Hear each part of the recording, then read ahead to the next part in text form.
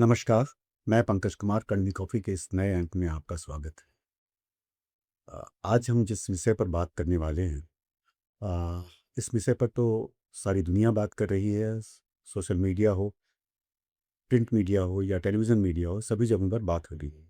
तो ऐसा कैसे हो सकता है कि कड़वी कॉफ़ी इस पर अपनी नए राय ना रखे?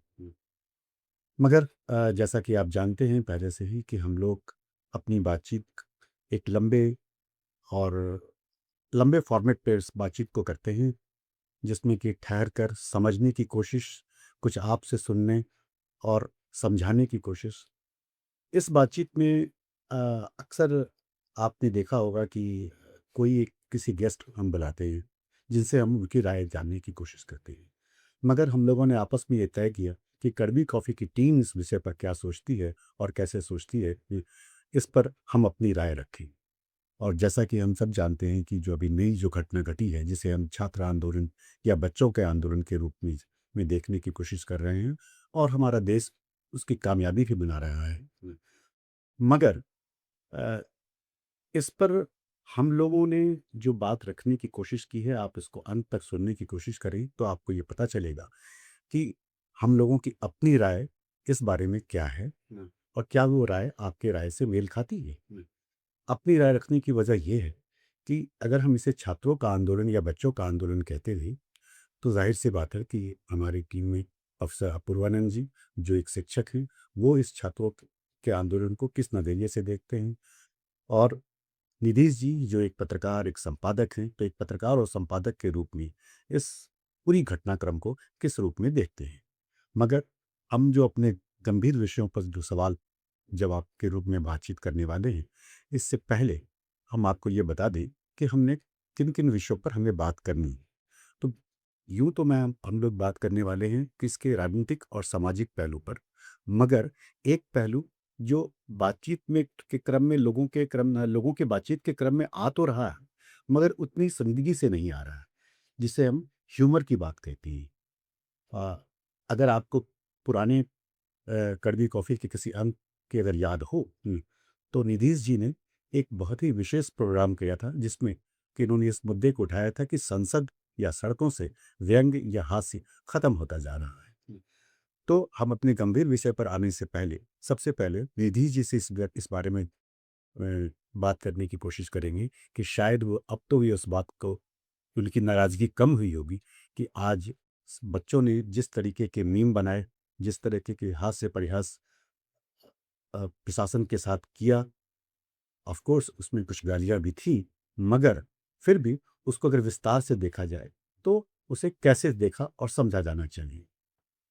शुक्रिया पंकज। मैं इस काफ़ी अलग-अलग लोगों से बात कर रहा हूँ, अपने हरकारा का जो चैनल है उसके लिए भी, और बाकी लोगों से भी जो इस बारे में या तो जुड़े हुए हैं, उसको देख रहे हैं। कुछ उसमें अर्थशास्त्री हैं, कुछ लोग विदेश से उसको देख रहे हैं, कुछ लोग जो है वो राजनीति के हिसाब से देखते हैं।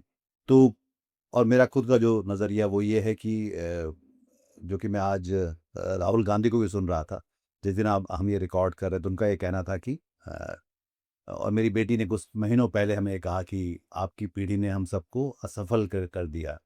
तो एक भाषा का जो, जिसको मैं कहता हूँ कि ब्रेकडाउन हुआ है, जहाँ पे सत्ता जनता के साथ संवाद नहीं कर पा रही है, एक पीढ़ी दूसरी पीढ़ी के साथ संवाद नहीं कर पा रही है। अ, जहाँ ताकत है और जो लोग हैं उनके बीच के रिश्ते जो हैं वो एक अलग तरह से तनावग्रस्त होते चले जा रहे हैं। और उसमें जब हम हास्य की बात करते हैं, तो उसमें उस दिन जब मैंने बात की थी, तो रायन रड़पकर का एक लाइन था कि हास्य 2 तरह के होते हैं। एक होता है कि जब हम अपने से गरीब और मजबूर और कमज़ोर लोगों पे हँसते हैं, और वो बहुत ही विभत्स दिखाई पड़ता है। और एक हास्य वो होता है जब कमज़ोर जो है वो ताकतवर के का मज़ाक उड़ाता है, और वो असली हास्य होता है, वो ज़्यादा लोकतांत्रिक भी होता है। तो ये जो बच्चे, नौजवान जो इस समय अपनी नई भाषा के साथ नए तौर तरीकों से जब वो सामने आए हैं, तो उनमें से बहुत सारी बातें हमें असहज कर रही हैं। एक किसी की टी-शर्ट पर मैंने देखा, कहीं लिखा हुआ है कि वो उन्हें संसद में या पार्टी में या नेता तो बलात्कारी चाहिए, पर प्रदर्शनकारी नौजवान संस्कारी चाहिए। तो ये जो पूरा उसको इस समय को जिस जिस जिस जिस वित्त और कौशल के साथ ये नौजवान लोग जो हैं वो पैराफ्रेज कर पा रहे हैं, वो शायद हम सब में से बहुत सारे लोगों को चकित तो करता है। और ख़ास तौर पर जो इसके निशाने पर हैं, उन्हें शायद नींद नहीं आती होगी। ठीक उसी तरह से जैसे कि हिटलर की जो फ़िल्म चार्ली चैपलिन की जो फ़िल्म द ग्रेट डिक्टेटर, उसको अगर देखा होगा तो हिटलर ने तो उसको जो है रातों रात नींद नहीं आती होगी। हम देख पा रहे हैं कि प्रधानमंत्री जो है रात के 12 बजे उठ के उनको इंस्टाग्राम पे मैसेज डालने पड़ रहे हैं, तो जाहिर तौर पर वो जो उनको 18 घंटे से ज़्यादा काम करना पड़ रहा है। लेकिन ये बहुत दिलचस्प है निरीक्ष जो आप कह रहे हैं, और बहुत अच्छा प्रश्न किया कि प्रधानमंत्री ने बड़ी गंभीरता से वह रील रील बनाई थी शायद। जी। को ये कहा गया कि आप कमी यही रह गई आप में, तो आप इंस्टाग्राम पे नहीं हैं, क्योंकि आप हैं तो एक मास्टर कम्युनिकेटर। इस देश के सबसे ज़्यादा अंग्रेज़ी जानने वाले व्यक्ति शशि थरूर ने भी ये कहा है कि हिंदी में उनके जैसा कोई नहीं है जिसके पास वाक कौशल हो और वाग्मिता हो, वाक्पटुता, तो वो हर किसी को मोहित कर सकती है। तो कमी सिर्फ ये रह गई कि ये जो बच्चे हैं ये वंचित रह रहे हैं, क्योंकि ये उस दुनिया में नहीं है जहाँ मोदी जी बोलते हैं। मोदी जी को उनकी दुनिया में जाना चाहिए। और ये मुझे इतना भयानक सुझाव जिसने भी ये दिया होगा जी। वो था कि मोदी जी को घसीट कर ये बच्चे अपने मैदान में ले आए, बिल्कुल। जहाँ उन्होंने उनका फुटबॉल बना दिया। बिल्कुल। क्योंकि वो जो उन्होंने रात 12 बजे बनाया अ, और वो रिकॉर्ड संख्या में देखा गया। तो मैंने देखा दूरदर्शन में लिखा रिकॉर्ड संख्या में देखा गया, बाकी में पीटीआई ने लिखा, लेकिन उन्होंने ये नहीं लिखा कि रिकॉर्ड संख्या में इसलिए देखा गया कि सब उससे खेलना चाह रहे थे। वो जो था वो उसको सुनना नहीं चाह रहे थे, वो पहले से जानते थे कि इससे खेलना है हमको, और वो उससे खेल रहे थे और इतनी तरह से खेला उसको कि फिर उसके शक्ल उनको दूसरे दिन कैमरे के एंगल ठीक करना पड़ा, डिस्टेंस ठीक करनी पड़ी, कुछ और बनाना पड़ा। लेकिन जैसे ही उन्होंने कहा फ्रेंड्स, तो सबने कह दिया we are not your friends. बिल्कुल। तो अ, मुझे यह अंदाज इन इस पीढ़ी का बहुत पसंद आया, जिसमें वो इतने लाइटली एक अ, बहुत ही गंभीर और जिसके नतीजे उनके लिए बहुत भयानक हो सकते हैं संघर्ष या लड़ाई कर रहे थे, इतना लाइटली उन्होंने। हम लोग, मुझे अभी तक याद है कि हम लोग जब धरने में प्रदर्शन में जाते थे तो हमें बहुत गंभीर ढंग से जाते थे, और नारे हमको पता थे ये नारे लगाने हैं और उनका यह अर्थ है। अ, लाठी चलने पर भी हमें कैसे प्रतिक्रिया देनी है, सब बना हुआ था। लेकिन मैंने जब बिहार का वो वीडियो देखा तो मुझे लगा कि ऐसे मैं कभी प्रतिक्रिया नहीं कर सकते। मैं जाके ये कहता कि आप टीयर गैस क्यों लाए हैं, क्यों नहीं लाए? उसने जाके कहा कि टीयर गैस नहीं लाए हैं, है ना, कुछ व्यवस्था नहीं किया है। तो ये कैसे आए हैं, ये बहुत ही स्पॉन्टेनियस। और उसके साथ पीछे बहुत सारा साहस भी है कि वो वैसे मैंने उस नौजवान महिला का अ, वीडियो देखा जिसके पीछे पुलिस वाले ने जो है वो अपना डंडा धक्का देने की कोशिश की उनके पीछे, और उसने सीजेआई को हाँ, कहा। कहा, और उसने बहुत साहस से कहा। और ये सबसे मजेदार बात है कि जहां सरकार डरी हुई है, सरकार के पास, मोदी जी के पास इतना साहस भी नहीं कि अपने दो दो वीडियो में एक बार भी इस बात को वो कह पाए कि ये मुद्दा ये है और मैं इसको बतौर प्रधानमंत्री मैं इसको इस तरह से इसको एड्रेस करूंगा, उसको मैं ठीक करूंगा। वो भी दाएं बाएं की वहां पे बात करते रहे। वो बच्ची जो साहसी है और उसके साथ पुलिस ने दुर्व्यवहार किया है, वो सीजीआई को एक वीडियो जारी करके कह रही है कि आपके पास वीडियो देखने का टाइम कैसे नहीं है, क्योंकि ये मेरे साथ हुआ है। क्योंकि ये, हाँ, ये हुआ है और ये देखते हुए आप कुछ करेंगे नहीं। तो उसने जो पूरा उसका जो पूरा और पूरा उससे सब कुछ एक तरह से वो एक जो होता है ना कि मतलब खुद का एक पूरा चश्मदीद गवाही की तरह वो बात कर रही है अपने उस वीडियो पे।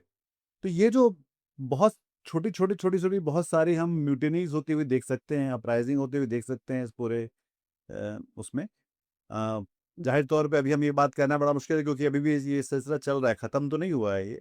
इसके ये कोई एक फ़िल्म नहीं है, एक लंबी वेब सीरीज़ जैसा है कुछ ये।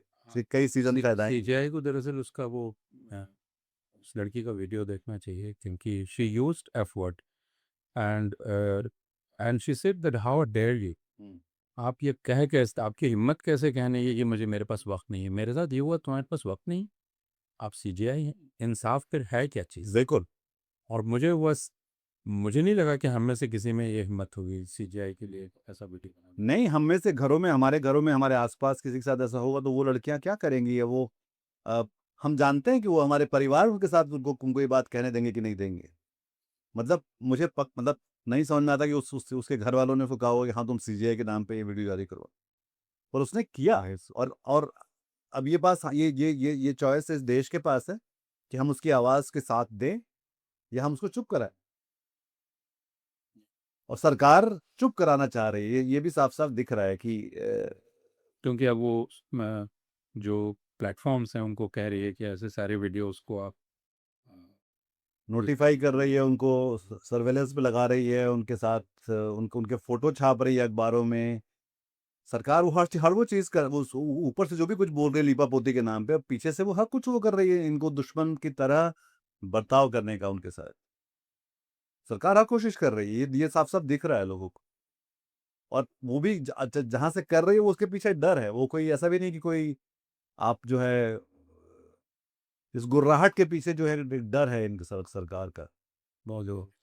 और इसमें एक और बात थी जो आपने हास्य की बात की कि, और हम सब लोगों ने नोट किया होगा जब हम जंतर मंतर गए, आमतौर पे विरोध प्रदर्शनों में क्या होता है कि एक सेंट्रलाइज्ड ऑर्गेनाइजेशन होता है जो विरोध प्रदर्शन का आयोजन करता है, फिर वो नारे तय करता है। जैसे यहाँ से भी 4 नारे तय, हर बार कहा जा रहा था कि 4 नारे लगाएंगे, लेकिन उस मंच के अलावा हर किसी के पास अपना नारा था और हर किसी के पास अपना पोस्टर था। मुझे आमतौर पे होता है पोस्टर बन जाते हैं, उनको बांट दिया जाता है, प्लेकार्ड उनकी कॉपी कर ली जाती है। उनकी कॉपी की। यहाँ किसी ने किसी की कॉपी नहीं की थी और मुझे देखकर आश्चर्य हुआ कि इस देश में इतनी कल्पनाशीलता है कि और कोई रोज रोज नए बच्चे लाके अपने अपने प्ले कार्ड लेके आ रहे थे, और वो आ, हर कोई शेयर कर रहा था उसमें, और उनके अपने फिर रील्स बन रहे थे। तो मतलब ये बिल्कुल जो है स्वतः स्फूर्त तो था, पर ये बहुत इंटेंसली क्रिएटिव था उसमें, चाहे और उसमें हास्य उसमें शामिल था, उसमें गालियां भी शामिल थी। द इंडिविजुअल क्रिएटिविटी हाँ जिसकी मैं बात कर रहा हूँ, बिल्कुल ये कलेक्टिव था लेकिन हर कोई इंडिविजुअल था। हर किसी का एक वो सादा सा कागज़ है, उस पे किसी ने मार्कर से लिख रखा है, किसी ने पेन से लिख रखा है, किसी ने किसी और चीज़ से लिख रखा है, किसी ने वो गत्ते पर ही लिख दिया है, जो गत्ता मिल गया उस पर लिख दिया है। तो और हर किसी का अलग है और यह मुझे बहुत मानीखेज बात लगी कि ऐसा हो सकता है। अब मैंने एक वीडियो देखा जिसमें और वो सारे वीडियोस एक जगह आर्काइव करके लोगों को दिखाने चाहिए।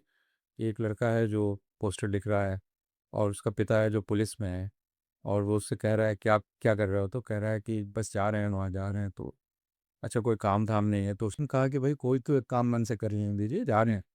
तो वो पुलिस ऑफिसर बाप उसके पोस्टर को देखता है और कहता है कि लिखना पढ़ना तो आता नहीं है और नारा लिखने चले हैं, और एक जगह है पर अनुस्वार लगाता है, कहता है और फिर अच्छा। दोनों मोटरसाइकिल पर साथ साथ चले और वो कहता है गलत डंडा मत चलाइएगा, और वो कहता है कि हिंसा मत करना, और फिर वो अलग अलग चले गया। तो मुझे वो बहुत दिलचस्प लगा कि वो पोस्टर बना रहा है, वो उस पर बिंदी लगा रहा है। हालांकि कल मैंने ये देखा कि इस पूरे इससे इतनी घबराहट फैल गई है भारतीय जनता पार्टी में, इतनी ज़्यादा घबराहट, और उन लोगों को सचमुच विश्वास दिला दिया गया है कि असल दिक्कत आपकी हुई है, जेन जी से आपका संपर्क नहीं है। तो अब वो खुद को यकीन दिला रहे हैं जिसको कि जेन जी से मेरा संपर्क है। जैसे मोदी जी ने 3 रील बना ली एक के बाद एक, बावजूद इसके कि उनका बहुत मजाक बना ढिठाई के साथ।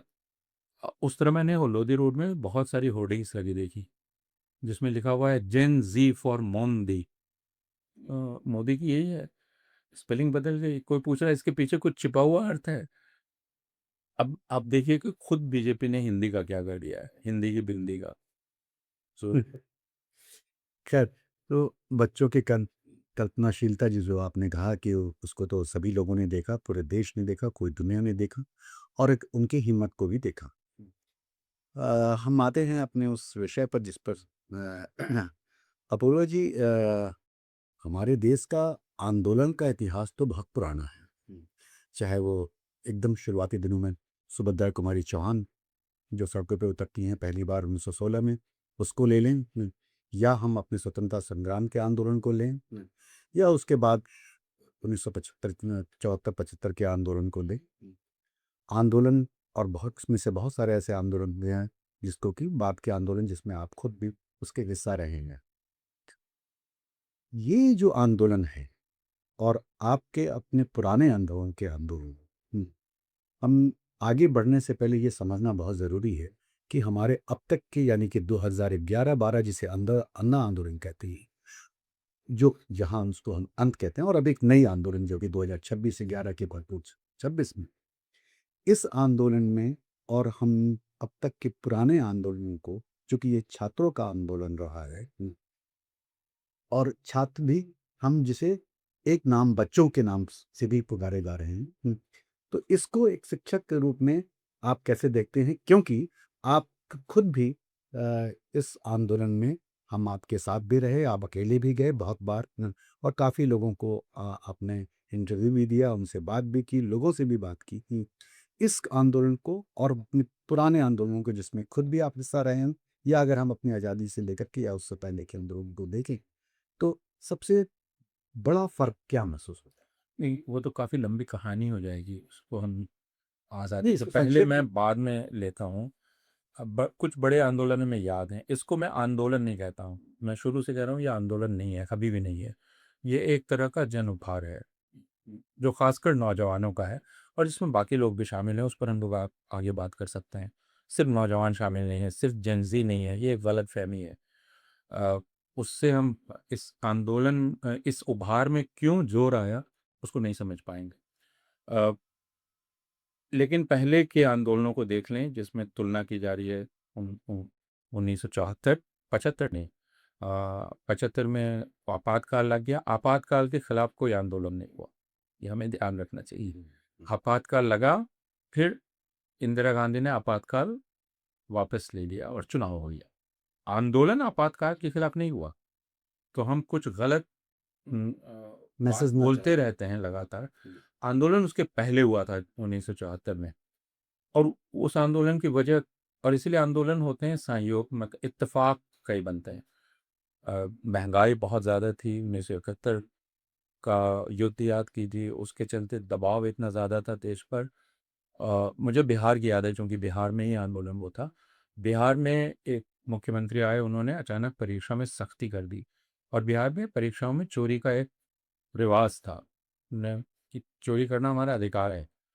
और केदार पांडे मुख्यमंत्री बने, उन्होंने परीक्षा में सख्ती की, जिसके चलते नतीजा 10% से भी नीचे चला गया, और उसको लेकर काफ़ी क्रोध फैला। कई चीज़ें जुड़ गई, महंगाई, युद्ध का दबाव, युद्ध के चलते अर्थव्यवस्था पर दबाव, छात्रों में एक असंतोष, और फिर ये इतनी बड़ी असफलता जिससे अभिभावक और छात्र सब नाराज हो गए, और वह असंतोष फूट पड़ा। और फिर उसमें दूसरे तत्वों ने प्रवेश किया, जिसमें राष्ट्रीय स्वयंसेवक संघ बहुत महत्वपूर्ण था, और लगभग अप्रासंगिक हो चुके जयप्रकाश नारायण को वो सामने लाया। तो हमेशा याद रखिए, एक तत्व होता है, जयप्रकाश नारायण, अन्ना हजारे, सोनम वांगचुक। तो इन तीनों की समानता मैं नहीं कर रहा हूँ, लेकिन एक व्यक्ति लाया जाता है, और वह फिर एक तरह का बर्तन है जिसमें आप एक अर्थ भर देते हैं।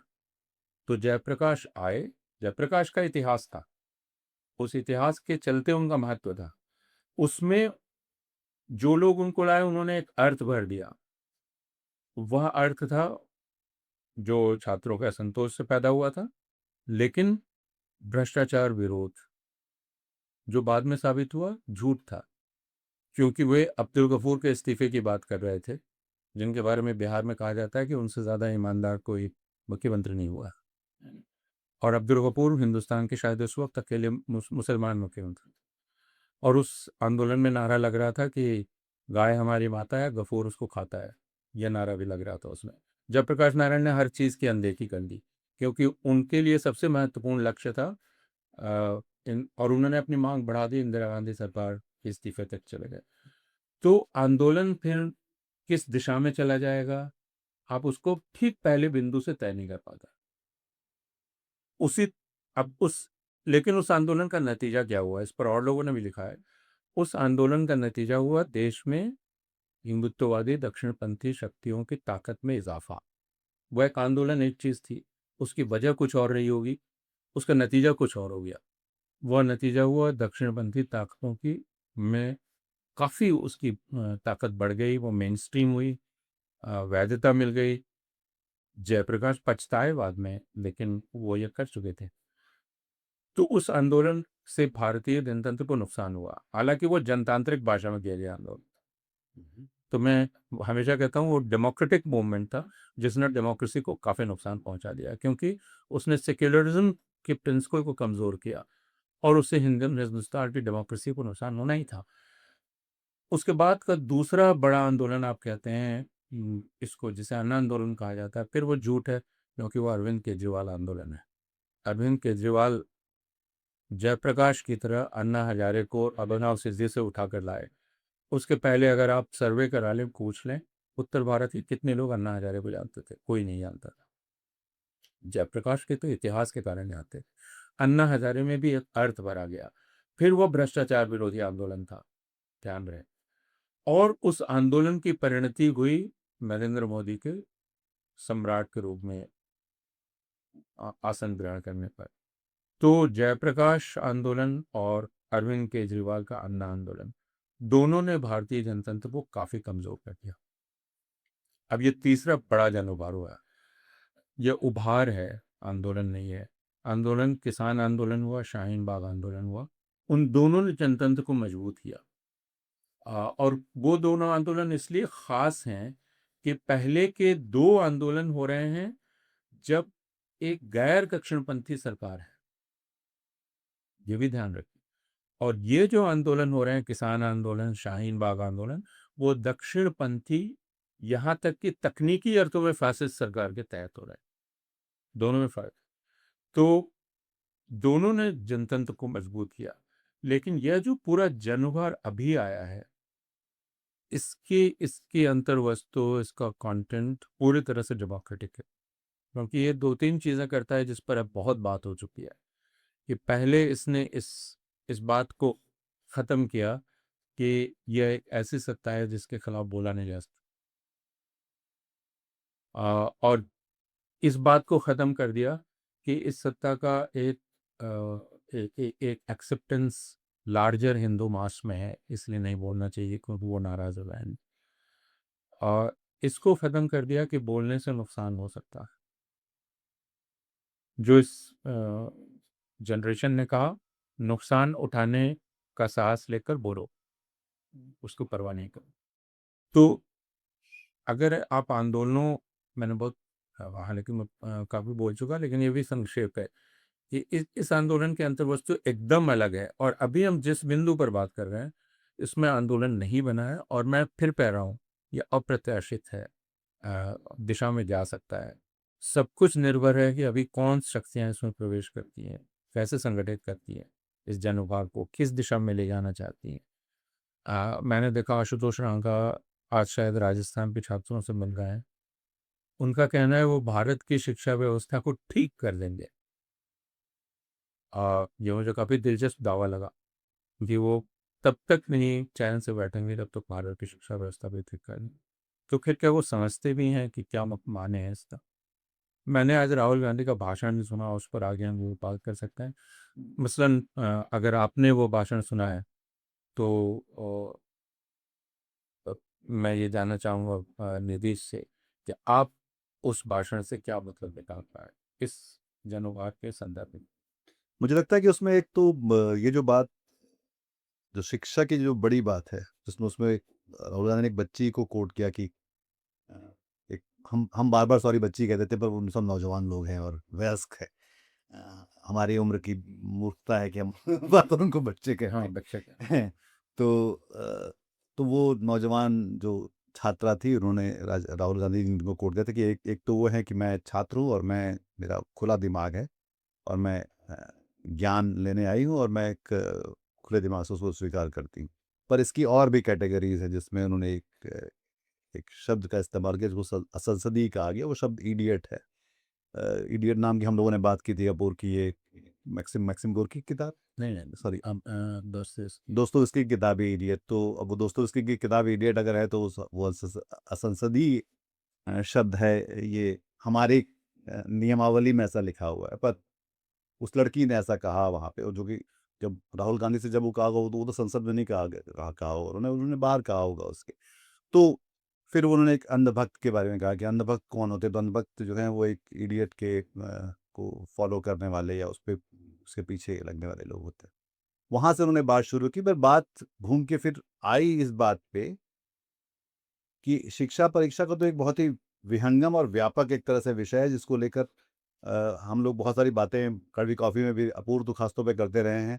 पर जिसको जिसको ऐसे ऐसे ठीक नहीं किया जा सकता कि वो एक 4 नट कसने से या एक इस्तीफे से या उस तरह से, वो एक बड़ा प्रोजेक्ट की तरह वो हो सकता है। पर अ, उनके भाषण में भी, और ये जो पूरा जनगण मन का जो पूरा मामला है, ये अब घूम के चल रहा है गृह मंत्री की तरफ, कि जहाँ पे जो बच्चों के साथ बदसलूकियाँ की गई, जिन पे उन पे बंदूकें AK-47 से लेकर पैलेट गन्स चलाई गई, उनके साथ मारपीट की गई। मैंने बहुत सारे बच्चों के वीडियोज़ देखे जो अ, अजीत अंजुम के, उसमें उन्होंने कई बच्चों से बात की जो रो रहे थे, किसी का मोबाइल टूट गया, किसी को 12वीं का बच्चे को मारा वो। तो ऐसे बहुत सारे हम लोग वो देख रहे थे। तो अब वो जहाँ पर हम इन लोगों को जो दरअसल देश, सरकार, जनतंत्र में यकीन करते हैं और वो उसमें कदम रखना चाहते हैं, वो सवाल करना चाहते हैं, वो एक बात करना चाहते हैं, वो बात सुनाना चाहते हैं, हम सरकार उसको दुश्मन की तरह उसको मान रही है, उनके ऊपर सर्वेलेंस कर रही है, उनके साथ बदसलूकी कर रही है। सुप्रीम कोर्ट कह रहा है कि मुझे वीडियो मत दिखाओ, हमारे पास टाइम नहीं है उसके लिए। इस तरह से एक पूरा का पूरा नई तरह की हम एक सीमाएँ खींच रहे हैं उन लोगों के साथ, जो लोग अभी 12वीं पास करके नए एग्ज़ाम्स देंगे और उसके बाद वो वोट भी देंगे। तो ये अपने आप में एक, और ये इसलिए बहुत महत्वपूर्ण है कि 30 करोड़ लोग ऐसे हैं जो इस जेन ज़ी वाले स्लॉट में आते हैं। आज ही हम लोग, मैं बात कर रहा था रतिन रॉय से, तो वो बता रहे थे ऐसा। पर आधी आबादी इस देश की 30 साल के नीचे की है, और इसलिए ये बहुत बड़ा वर्ग है जो कि उसमें आएगा। और सरकार के पास जाहिर तौर, जो मैं शुरू में कहा था, न तो इसके बारे में समझ है, ना भाषा है, ना कोई तमीज़ है कि हम इनसे कैसे पेश आएँ।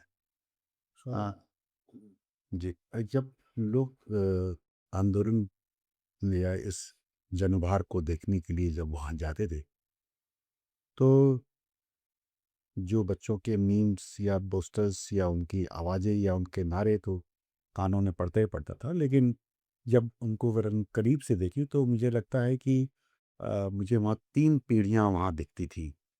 एक वो जो आने वाले साल 2 सालों में अ, वोट देने का अधिकार प्राप्त करेगी, और एक दूसरी पीढ़ी वो जो अभी कुछ साल पहले ही इनको वोट देने का अधिकार मिला, और एक वो पीढ़ी जो जिसके पास काफ़ी लंबे समय से उनके पास वोट देने का अधिकार है। तो वो तीनों पीढ़ियों को जब हम उस तरह से देख रहे थे, तो मैं ये सोच रहा था कपूर जी कि ये जो जनभार है और ये सब लोग जब अपने-अपने घर जाएँगे, तो आंदोलन के नतीजे चाहे जैसे भी हों, मगर उसके जो परिणाम हैं, वो काफ़ी देर तक उसके आते रहते हैं।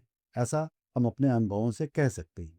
तो ये जो 3 पीढ़ियाँ जो वहाँ साफ दिख रही थी न, उसको आप आने वाले समय में किस तरह से परिलक्षित होता हुआ देखते हैं? हुआ कि वहाँ एक ऐसा बहुत बड़ा समुदाय मौजूद था जिसे आप डेस्परेट क्लास कह सकते हैं।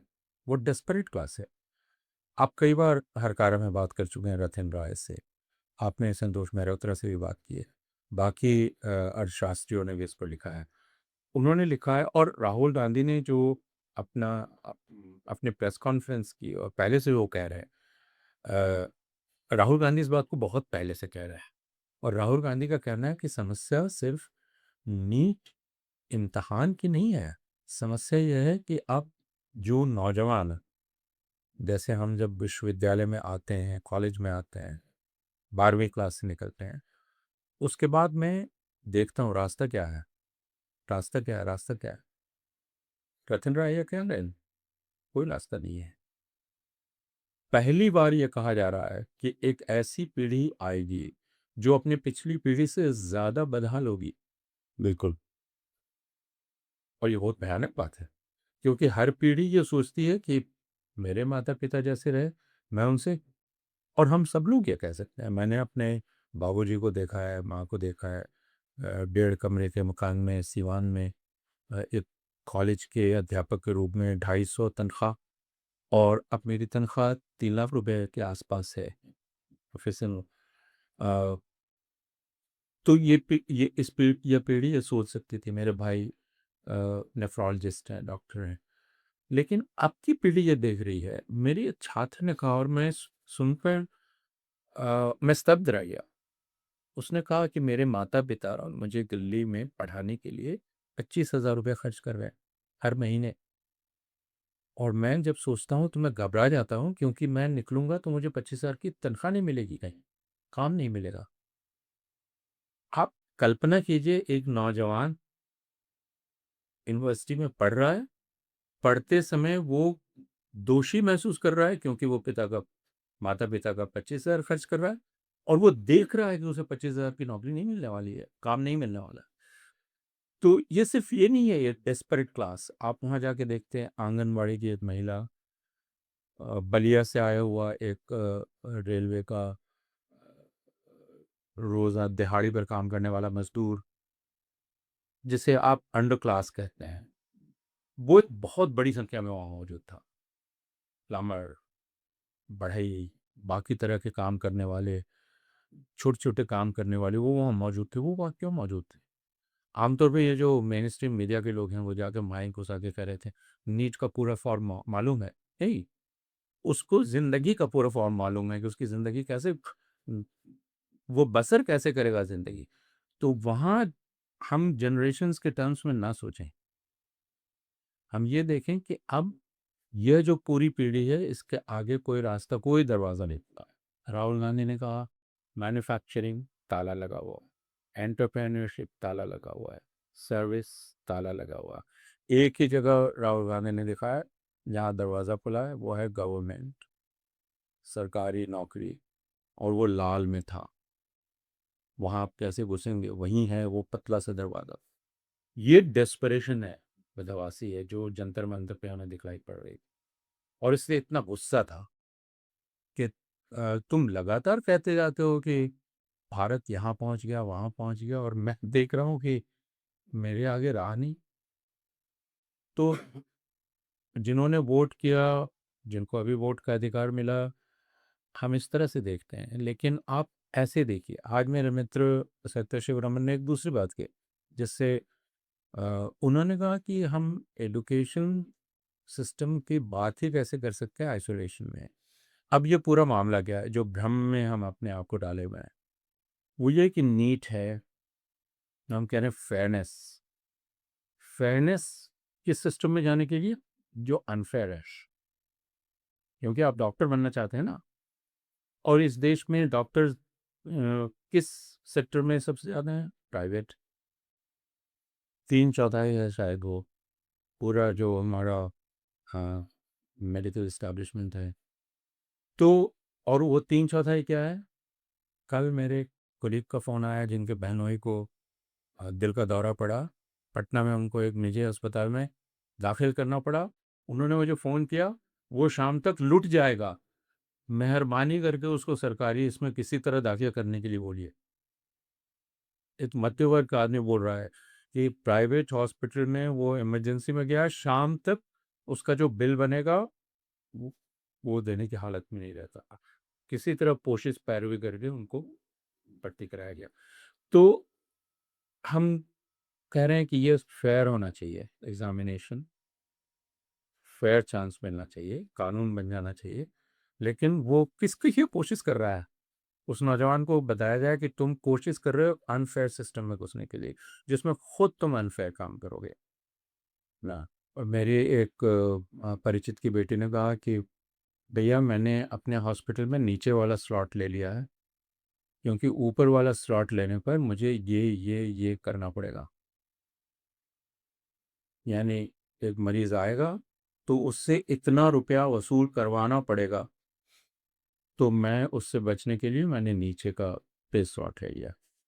अब इसमें हम इसकी बात ही नहीं कर रहे हैं, हम बहुत ऊपरी तौर पर नीट की बात कर रहे हैं। एक दूसरी गहरी बात जो राहुल गांधी ने कही वो ये, उसने ये कहा कि असल समस्या ये है वो, और उस पर हम आगे बात कर सकते हैं कि RSS has captured education. The, and the real crisis is that RSS is not allowing me to be a student. मेरा जो स्टूडेंट होने का हक है, और स्टूडेंट को परिभाषित किया हुआ है, तो RSS is not allowing me to be that. असल क्राइसिस वो है, हम उसमें बात नहीं करना चाहते। तो जंतर मंतर ठीक है, लेकिन जंतर मंतर को इन सारे सवालों पर बात करने का रास्ता भी खोलना चाहिए। अभी तो कभी कभी ऐसा लगता है कि इन लोगों ने वो शुरुआत की है जहाँ पर एक जगह कोई चीज़ ठहर सी गई थी। जैसा आपने खुद ही कहा कि बच्चों ने कम से कम वो दरवाजे या वो रास्ते थोड़े से खोले। नीतीश जी, अगर हम 2014 में जब सत्ता का परिवर्तन होता है और ये नई सरकार भाजपा की आती है, तो अमूमन ऐसा दिखता है कि भाई, मैं आंकड़ों की वजह से नहीं कह रहा हूँ, एक परसेप्शन की वजह से कर रहा हूँ। आंकड़ों में ऐसा तो नहीं दिखता है। अब परसेप्शन ये बनता है कि सरकार के प्रति लोगों का एक प्रेम है। कुछ सालों के बाद वो प्रेम एक संदेह में थोड़ा सा बदलने लगता है, और उसके बाद एक, अगर बात का हिस्सा देखें अगर न, तो वो आहिस्ते आहिस्ते वो भय में बदलने लगता है, जो मीडिया संस्थानों से लेकर विभागों से लेकर कहीं भी आप बात कर लें, वो एक भय, एक डर का माहौल सा रहता है।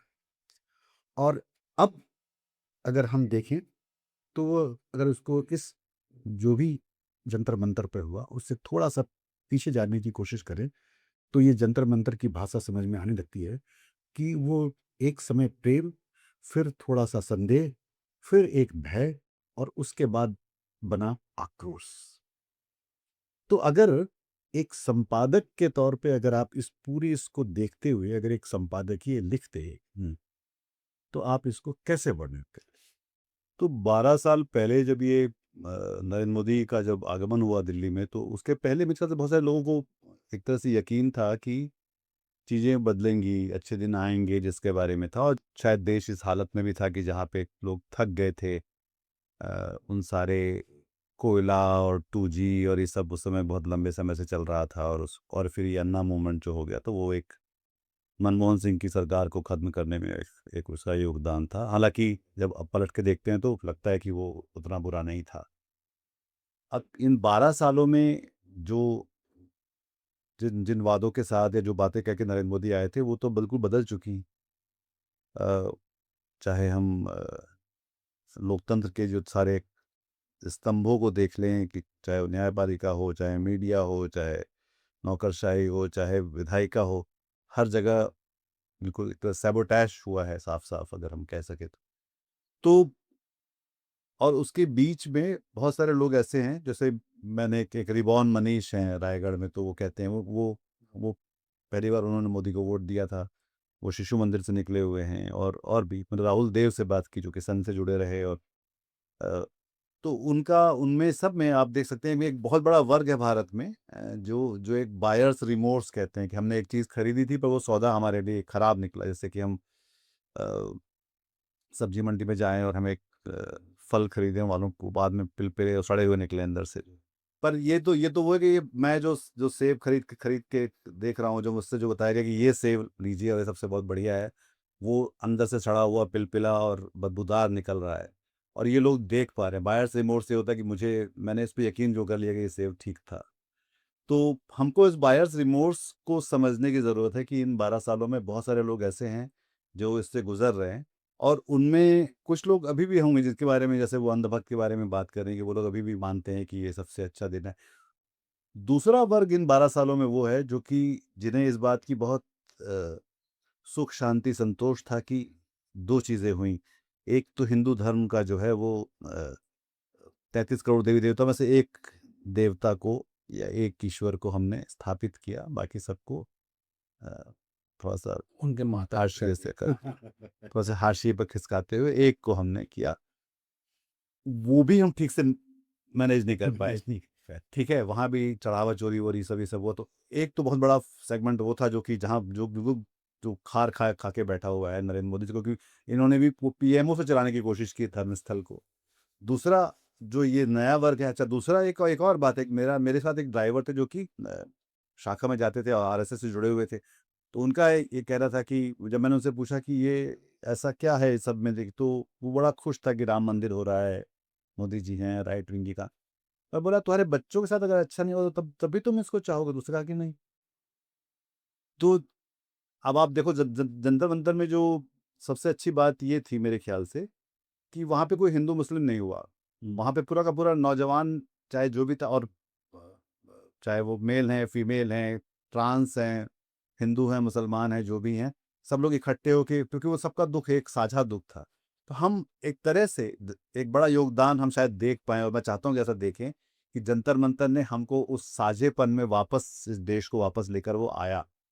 जो कि अ, जो कि शायद किसानों के समय भी नहीं लाया था, क्योंकि हम देखते थे कि किसान एक एक तरह से बाहरी और दूसरे लोग हैं, खासतौर दिल्ली जैसी जगहों पे। और शाहीन बाग वाला तो हम मान ही रहे थे कि वो एक अदर अदर है, वो हमारे भीतर का ही एक अदर है। तो जंतर मंतर की एक खास बात मेरे ख्याल से ये है इन 12 सालों में, और ये इसलिए मतलब इसलिए बहुत उम्मीद है इस बात से कि नरेंद्र मोदी की लुटिया डुबाने में इसका बहुत बड़ा योगदान इसलिए होने वाला है, क्योंकि इसने उस साझेपन को, जिसको खराब करके, जिसको तोड़ के, जिसको जिसको बार बार प्रहार करके नरेंद्र मोदी, जनता पार्टी, भारतीय जनता पार्टी और आरएसएस ने बार बार कोशिश करके अपनी दुकान जमाने की जो कोशिश की, वो अब उसकी लुटिया डूब रही है। वो आपने बिल्कुल ठीक कहा। आप जो क्रम बदला रहे थे, जो प्रेम, फिर संदेह, फिर भय, क्रोध और फिर आक्रोश, जो अपमान का भाव होता है वो सबसे ज्यादा गहरा होता है, बिल्कुल, है ना। और जनतंत्र में जनता के लिए सबसे अपमान की बात है कि आप उसको ना सुने, और वो जैसे ही बोले आप उसे बोले तुम कौन, बोलने वाले। वो जो शेर है कि हर एक बात पे कहते हो तुम कि तू क्या है, तुम ही कहो कि ये अंदाज गुफ्तगू क्या है ना? तो जब भी इस सरकार से कुछ कहा जाए तो वो फौरन, तुम देश विरोधी हो, तुम पाकिस्तानी हो, तुम वहाँ हो, तुम वहाँ हो। तो कुछ देर तक तो ये जनता देखती रही, जो जैसा आपने कहा, इसने सोचा था कि ये हमारा आदमी है, ठीक है, और ये हिंदू धर्म की प्रतिष्ठा कर रहा है, ये राम मंदिर बना रहा है। हमें आपको हो सकता है ये सारी बातें बुरी लगे, लेकिन एक बहुत बड़े हिस्से को लग रहा था वास्तव में कि ये ठीक किया जा रहा है, तो हम मान लें उनकी बात। लेकिन कुछ समय के बाद उनको दिखने लगा कि नहीं, ये नहीं कर रहा है, ये कब्जा कर रहा है बस हमारे दिमाग पे। और इसकी आदत हम लोगों को नहीं है। अब ये जर्मनी नहीं है, ख्याल रहे, जर्मनी में डेमोक्रेसी का इतिहास हिटलर के आने के पहले, हमारे यहाँ उसकी जड़ बहुत गहरी चली गई।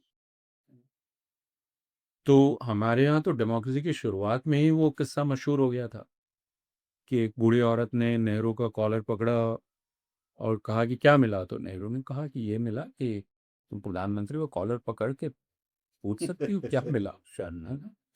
अब यह मुझे और तो कुछ नहीं मिला है इस डेमोक्रेसी से, अगर मैं बाकी सरकारों की असफलता भी मानता हूँ, आर्थिक बदहाली, दिल्ली में अगर आप सड़कों पर चलें तो शर्म आती है, ये राजधानी है।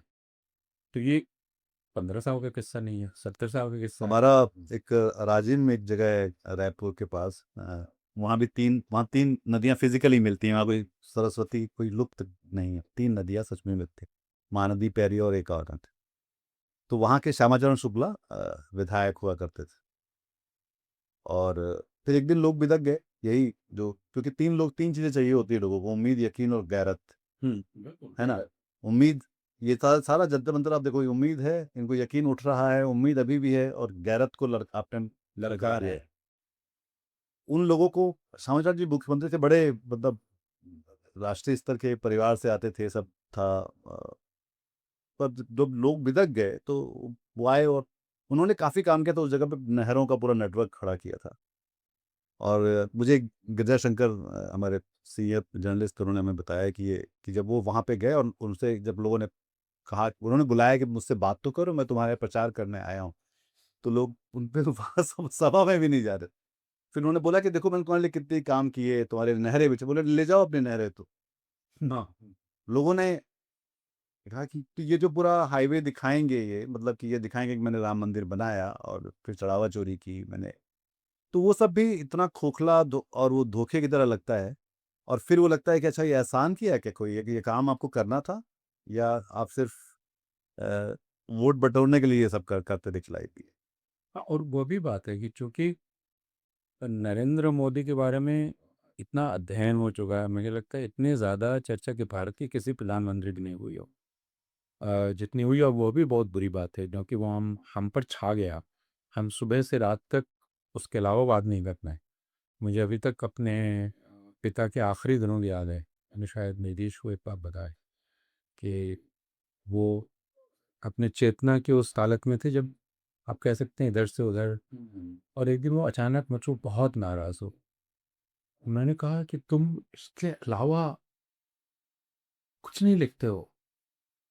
और उन्होंने कहा कि और उस वो बेहुदा बेहुदा, मैं समझ गया कि वो किसकी बात करेंगे। नाम मैंने नहीं लेना दिया। तो वो इस बात से इतना उत्तेजित थे, 92 साल का एक आदमी, कि हम लोग दिन रात उस नाम ले रहे हैं। और ये कितनी खराब बात है कि हमारी पूरी चेतना आच्छादित हो गई है। उसके बिना हम जी नहीं सकते, बिना उसके संदर्भ के रह नहीं सकते। ये हमारे लिए बहुत डिमीनिंग है। तो लोग जिस बात से चिढ़े, आपने कहा भय और उसके बाद आक्रोश, उसमें जो असल शब्द है वो चिढ़ और घिन है। जी। कि वो चिढ़ गए इस बात से बहुत ज्यादा। ये क्या है ये? तुम दिन में 5 बार कपड़े बदल, इस देश में एक बार कपड़ा बदलने पर गृह मंत्री का इस्तीफा हो गया।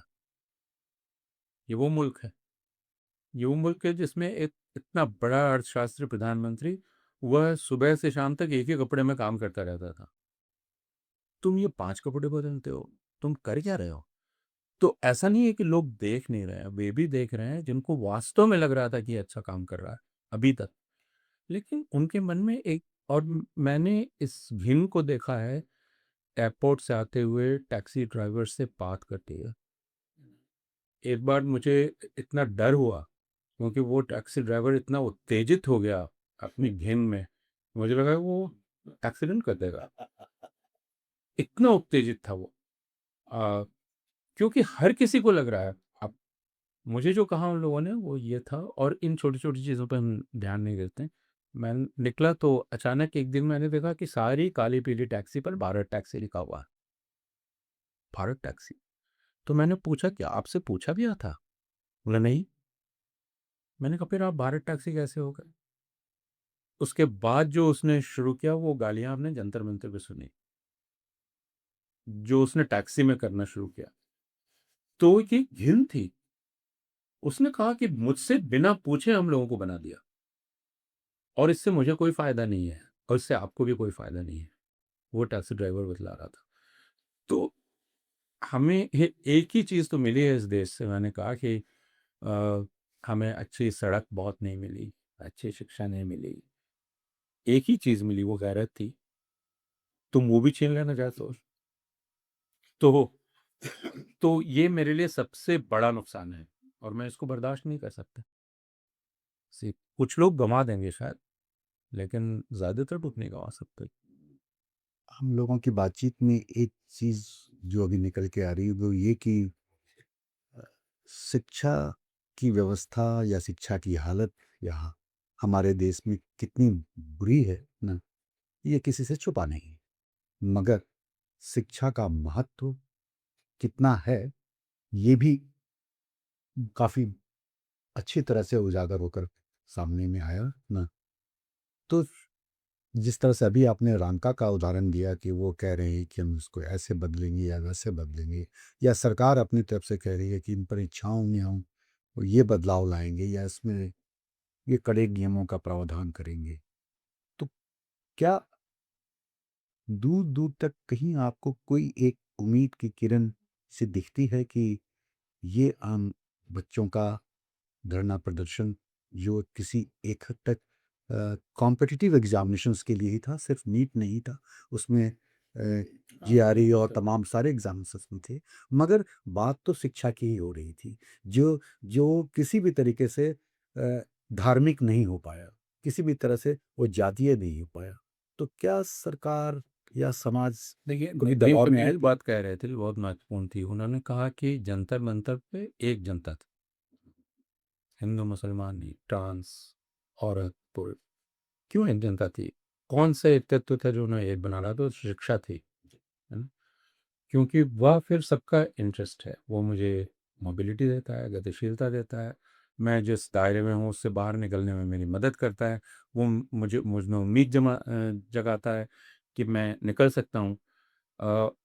लड़कियां जब आती हैं, मुसलमान, आपने देखा होगा जंतर मंतर के बड़ी संख्या में मुसलमान लड़कियां थी।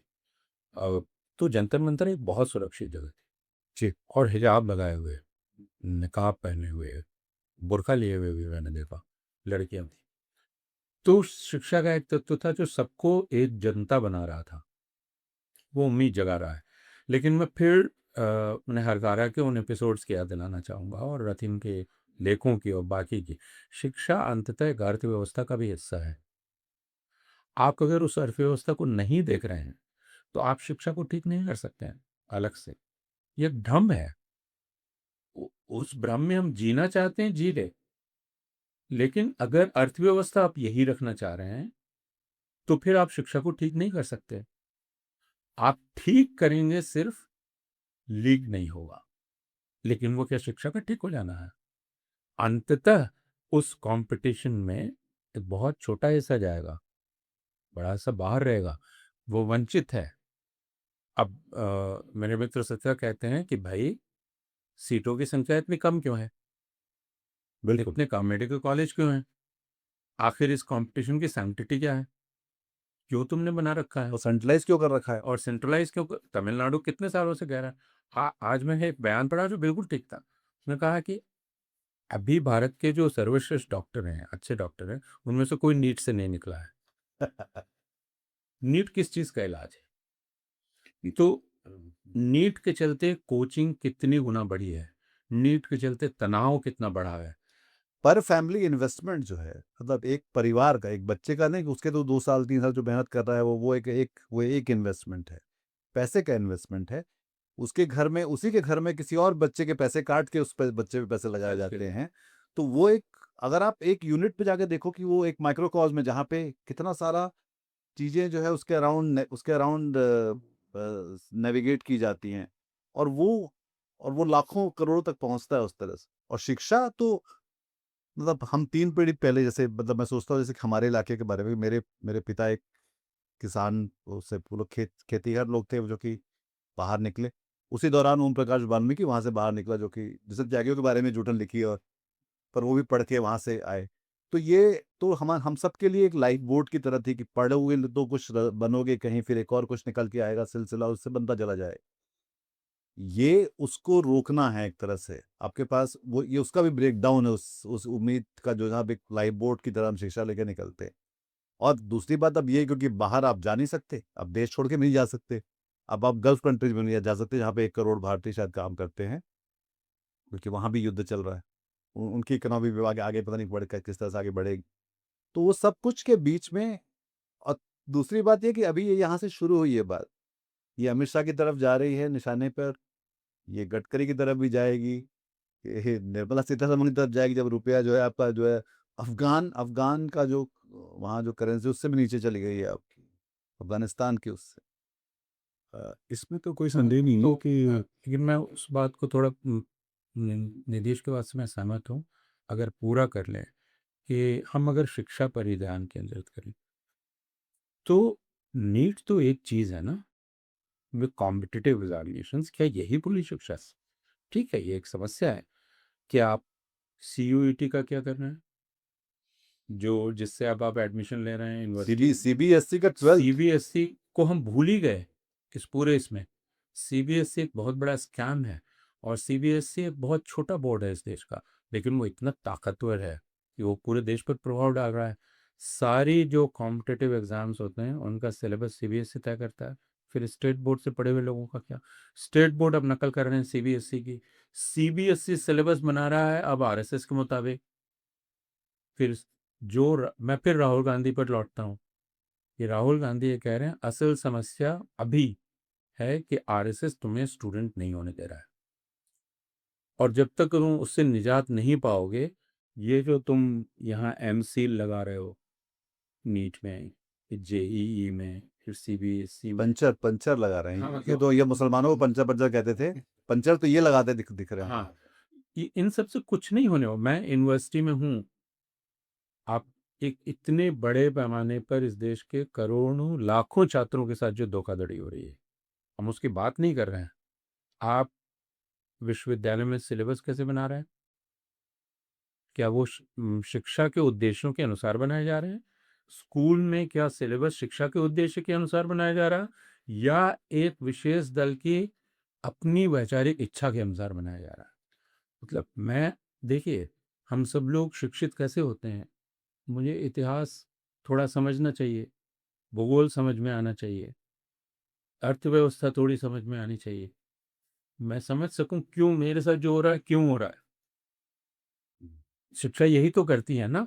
मैं I can make sense of the world around me, क्या हो रहा है। लेकिन अगर वो टूल्स सारे टूटे फूटे करप्ट टूल्स हैं, तो फिर इस शिक्षा का हम क्या कर रहे हैं? तो ये एक मौका है जंतर मंतर, जो एक बड़ी बहस को जन्म दे सकता है, और हमें उस तरफ ले जाना चाहिए। यानी हम इसे सिर्फ एक तकनीकी मसला बना के ना रखते, और ये एक दंभोक्ति ना करें कि हम शिक्षा व्यवस्था को ठीक कर देंगे। वो आप कर नहीं सकते जब तक आप, जैसे किसी ने कहा था कि भाषा तुम्हारी तब ठीक होगी जब तुम आदमी बनोगे। बिल्कुल, आदमी बनने की तमीज़ आएगी तब भाषा की तमीज़ होगी। मुझे लगता है तो जो सारे लोग जंतर मंतर से भाषा की तमीज़ कह रहे थे, जंतर मंतर उनसे कह रहा है तुम आदमी कैसे हो भाई?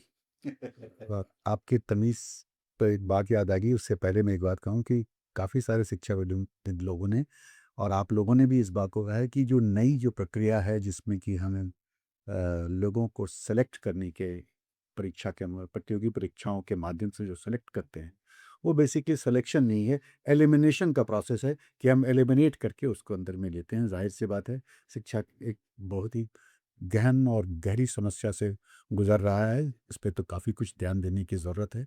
मगर जंतर मंतर जो आपने तमीज़ की बात की, तो मुझे लगा कि हम लोगों को अपनी बात में 2 बात ज़रूर अपने विचार दे देने चाहिए कि जंतर मंतर पर जब जो ये सारे जो प्रोटेस्ट हो रहे थे, जो अभी एक बार बीच में आपकी बात में निकल के आया भी था, कि वो सब जो बाकी सारी चीज़ें एक तरफ, लेकिन 2 चीज़ें जिसकी तारीफ़ करनी चाहिए, वो ये कि लड़कियों की जो भागीदारी थी, चाहे वो कम उम्र की हों या माने कॉलेज पास कर चुकी हों, उनका उनकी सराहना किए बगैर न ये पूरा जो है बातचीत अधूरी होगी। और साथ-साथ उन बच्चों की, उन लड़कों की भी, जहाँ देखा कि लड़कियां रात में भी सड़कों पर सोते हुए भी इतनी महफूज हैं।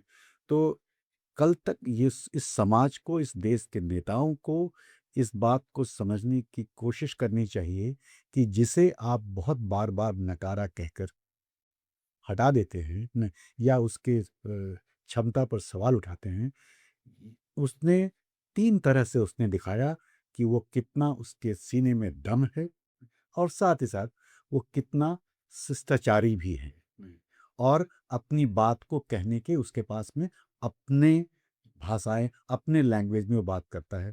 मुझे जो नागार्जुन की वो सारी कविताएं तो याद नहीं है, आपको ज़रूर याद होंगी, या ऐसे बहुत सारे कविताएं, चाहे दुष्यंत जी की हो या जिसकी हो, जो अन्न आंदोलन के समय में नारे लगते थे, सरकार के खिलाफ ही लगते थे। उसमें से कोई ऐसे नारे, इनकलाब जिंदाबाद छोड़कर या 1-2 ऐसे नारों को छोड़कर जो लगे हों न, बाकी सारे इन बच्चों के अपने गढ़े हुए नारे थे, इनके अपने गढ़े हुए मीम्स थे न। मगर ये बात भी हमें इन नए आने वाली पीढ़ी को ये बताने की ज़रूरत है कि उनकी प्रासंगिकता भी ख़त्म नहीं होती है। आप कभी मौका मिले तो उनको भी पढ़कर देखें। आपको अगली बार जब उतरना हो जंतर मंतर पे, तो आपको भी उससे एक बल मिलेगा और एक समझ भी पैदा होगी। हम लेकिन वो तो पंकज जी वो कहेंगे आप वो पढ़ाएंगे तब तो हाँ, आपने सिलेबस बदल दिया मैं तो मैं उसमें न तो ये कविताएं हैं अब तो हमें जैसे मुझे एनसीईआरटी के एक टेक्स्ट बुक कमेटी के सदस्य ने कहा कि उन्हें कहा गया है आप कह रहे हैं इस पीढ़ी को कि भाई आप उन्हें ना बोलें वो पढ़ेंगे कहाँ से इस देश में जो बहुत बहुसंख्यक आबादी है उसके पास एक ही किताब होती है पढ़ने की पाठ्य पुस्तक और कोई किताब नहीं होती उस घर में इतना पैसा नहीं है कि वो दूसरी किताबें लाए मेरे घर में कविता की 10 किताबें होंगी लेकिन एक मजदूर के घर में सिर्फ एक टेक्स्ट बुक होगी हिंदी की अब आप उस टेक्स्ट बुक का क्या कर रहे हैं आदेश दिया जा रहा है कि उसमें सिर्फ अच्छी अच्छी बातें होनी चाहिए प्रकृति संबंधी पर्यावरण संबंधी माँ बाप का सम्मान करने संबंधी वगैरह वगैरह कौन बच्चा माँ बाप को सम्मान करने वाली कविता पढ़े मतलब अगर हाँ मैं ही सोचता हूँ मैं अगर बच्चा होता और जाकर अगर मैं सुबह में अपनी माँ का पाँव छू देता तो मुझसे पूछती कि तबीयत ठीक है या नहीं मतलब क्या हो गया तुमको तो अब हम अपनी किताबों में उनको ये पढ़ा रहे हैं कि तुम अपने माता पिता का सम्मान करो गुरु का सम्मान करो जिसके बारे में वो जानता है कि वो किस तरीके से गुरु बना है तो उसका वो सम्मान करे तो मैं फिर कह रहा हूँ मूल समस्या ये है हम इन नौजवानों को ना कहें वो तो खोज लेंगे उनके पास अब अपने साधन हैं बिल्कुल मीडिया ने कहा कि मैं नहीं दिखाऊंगा नौजवानों को कहा कि तुमको दिखाना पड़ेगा क्योंकि हम इतना दिखाएंगे कि तुम अब उसको देख तुम्ही को देखना पड़ेगा तो मुझे लगता है ये सारे नौजवान खोज लेंगे अपनी भाषा और अभी वो नीट के उसमें ना एक जो आईआईटी मद्रास का डायरेक्टर है वो गौमूत्र का चैंपियन है आपको पता है वो कह रहा है कि बुखार उखार हो गया तो गौमूत्र थोड़ा सा पी लो तो एकदम 15 मिनट में ठीक हो जाता है वो आदमी नीट का ये जो पूरा सिस्टम ठीक करने की उसमें वो भी है हाँ। कल को हो सकता है कि ये भी हो जाए कि नीट जो एग्ज़ाम देने आए कि भाई आप गौमूत्र पी के आए कि नहीं आए तभी आप इसके लिए क्वालिफाई करते हैं नहीं तो फिर नहीं आईआईटी दिल्ली ने पंचगव्य पर पूरा शोध प्रोजेक्ट किया तो मैं आईआईटी दिल्ली में दाखिला क्यों लूंगा भाई इसके लिए लूंगा जो कोई भी पूछेगा इस ये मेरा टीचर है जिसने ये किया है ये साइंटिस्ट है हिंदुस्तान का जो एक हिंदुस्तानी नोबेल लॉरिएट वेंकी उन्होंने कह दिया मैं नहीं आऊँगा भारत अब इसके किसी भी वैज्ञानिक कॉन्फ्रेंस में जो बड़ी वाली होती है क्योंकि ये दरअसल एक सर्कस है यहाँ प्रधानमंत्री आके कहता है कि हमारे यहाँ स्टेम सेल का विज्ञान पहले से मौजूद था क्योंकि जो 100 कौरव पैदा हुए वो उसी पद्धति से पैदा हुए या प्लास्टिक सर्जरी थी गणेश जी का भी उन्होंने कहा गणेश जी का भी कहा तो हम ये नौजवान देख रहे हैं कि मुझे मुझे नहीं लगता कि आप इनके साथ जो कर रहे हैं वो बहुत पिछली पीढ़ी जो कर रही है वो बहुत बड़ी धोखाधड़ी है बिल्कुल मैं अभी भी ये कहता हूँ हम शिक्षकों के पास ये हिम्मत नहीं है कि हम खड़े होकर कहें कि हम जो तुम्हें पढ़ा रहे हैं वो रद्दी है हम जो सिलेबस पढ़ा रहे हैं वो रद्दी है तुम जिस यूनिवर्सिटी में आ रहे हो उसमें तुम्हारे साथ धोखा हो रहा है हम नहीं कह सकते क्योंकि हमारी तनख्वाह इससे रुकेगी है लेकिन ये तो देख लेंगे ना बिल्कुल कि हम रद्दी पढ़ा रहे हैं तो फिर हम सीख देने का हमारा कोई अधिकार नहीं बचा हम अपनी बात को ख़त्म करने से पहले मैं अपनी राय कुछ दूँ इससे पहले हमने शिक्षा पर बात कर ली सामाजिक व्यवस्था पर बात कर ली तो मुझे लगता है कि निधीश जी से एक राय और ले ही लेनी चाहिए कि जो इस पूरे प्रकरण में इस बार के प्रकरण में मीडिया का जो एक रोल रहा है जो जाहिर सी बात है कि वो सबों को दिखता है क्या हो रहा है नहीं हो रहा है मैं सिर्फ ये सवाल मैं पूछने में ज़्यादा इच्छुक हूँ कि क्या हुआ ये सबको दिखा क्या इसमें कोई एक संशोधन या कोई बदलाव आने की संभावना है क्योंकि उनकी तमाम आर्थिक परेशानियां मीडिया के बड़े हाउसेस को चलाने के लिए सरकार का नियंत्रण उस सब में कोई बदलाव तो नजर नहीं आ सकता है अभी ना अभी कोई दिख रहा है आने वाला मगर फिर भी जो अक्सर बातें सुनते हैं कि अब एडिटोरियल बोर्ड नहीं रहा एडिटर नहीं रहा ये नहीं रहा ये जो इस तरह की जो घटनाएं होती तो, और जिसमें कि मीडिया का बहुत इम्पोर्टेंट रोल होता है उस बात को उस तक पहुंचाने का, तो क्या कुछ बदलाव की उम्मीद आपको दिखती रहती है? नहीं, नहीं, पहला तो हमको ये देखना चाहिए कि ये बच्चे जैसे कि नरेंद्र मोदी को जिस तरह से देख पा रहे हैं, सरकार को जैसे देख पा रहे हैं, वैसे ही मीडिया को भी देख पा रहे हैं। और कई लोगों के साथ वहाँ पर दुर्व्यवहार हुआ, जो कि इसलिए भी हुआ कि इसलिए नहीं कि वो खराब पत्रकार थे, इसलिए कि वो उन लोगों के नुमाइंदे थे जो खराब एंकर हुआ करते हैं। यहाँ पे प्राइम टाइम की या उन बेवकूफ़ियाँ। संस्थानों के भी? हाँ, मैं 1 मिनट आता हूँ उसी पे। तो पहले उन 4-5 एपिसोड्स की जहाँ पर जनता मतलब में उनके साथ पिटाई या किसी की शर्ट फाड़ दी गई, ये सब कुछ हुआ, जो कि नहीं होना चाहिए था।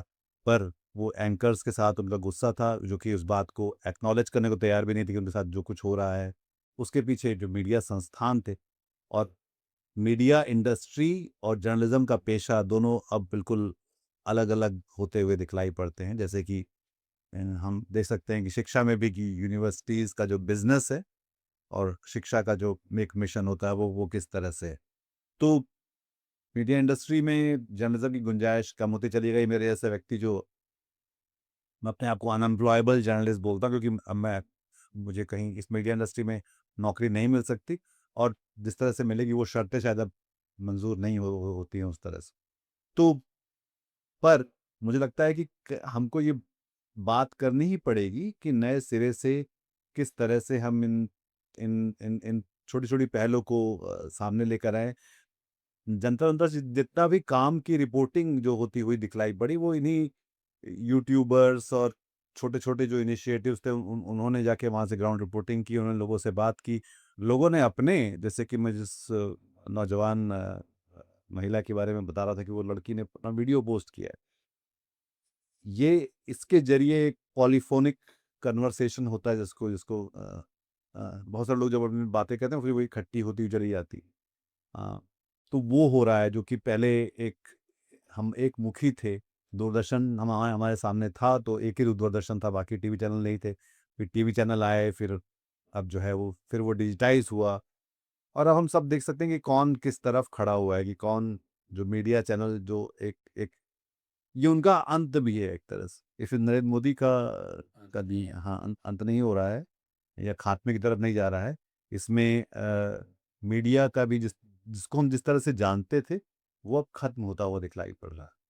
और ये भी एक अपने आप एक शुभ संकेत है कि हम, क्योंकि मीडिया क्या करता है? मीडिया का काम ये था कि समाज अपने आप में एक अपने अपने साथ एक वार्तालाप में रहे।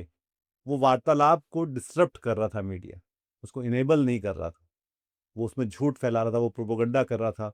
वो एक किसी का एक आदमी का है जो सुबह-सुबह उनको एक व्हाट्सएप करता है, तो सभी लोग वही ट्वीट करते हैं, सभी लोग वही हेडलाइन बनाते हैं। ये बिल्कुल जिन्होंने जॉर्ज ऑरवेल की 1984 पढ़ी है, बिल्कुल वैसा ही मॉडल है। और अब वो खत्म होता हुआ दिखलाई पड़ रहा है। कुछ 1-2 चैनल में कल परसों मैंने मालूम पड़ा 120 लोग एक साथ निकाल दिए गए। क्योंकि वो चलाना मुश्किल है।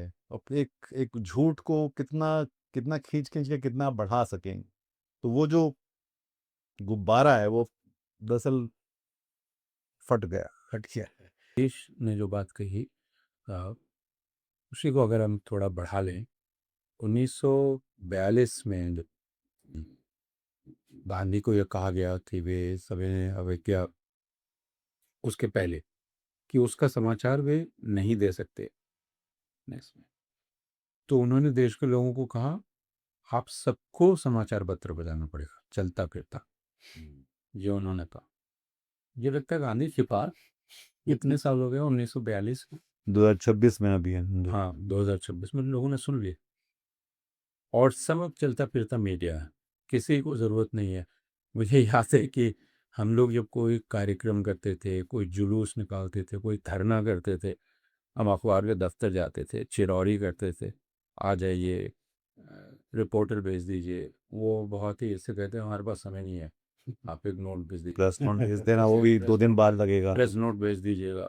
वो पूरी तरह से उनकी मेहरबानी थी। अब हर कोई चल गांधी जी का मीडिया है ना? गांधी जी ने जो 1942 में कहा वो अब सुन लिया गया।